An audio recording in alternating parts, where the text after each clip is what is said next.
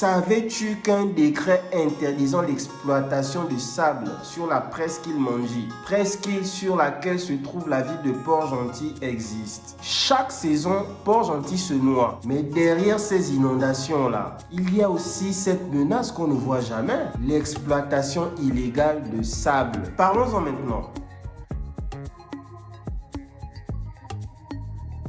L'exploitation de sable sur la presqu'île Manji est interdite en raison des conséquences graves sur l'environnement. Mais cette exploitation interdite crée des problèmes comme l'érosion côtière et l'érosion des berges. Elle détruit l'équilibre naturel. C'est vrai que le sable est un matériau essentiel pour la construction, mais l'exploitation de ce sable-là est illégale. Pourquoi? C'est l'une des causes des inondations. En arrachant le sable des berges et du littoral, on affaiblit le sol. Quel est le résultat à la fin? Les eaux montent plus vite et envahissent nos quartiers, nos maisons. On peut aussi parler de l'affaissement des sols. Certaines maisons, à cause de cette exploitation, finissent en fait par s'enfoncer et s'écrouler lentement. Comme si en fait elles étaient construites sur du vide. Mais surtout, ça détruit l'environnement. Il y a des endroits quand ils vont prendre le sable, ils détruisent la mangrove. Et la mangrove, c'est notre protection naturelle contre les vagues.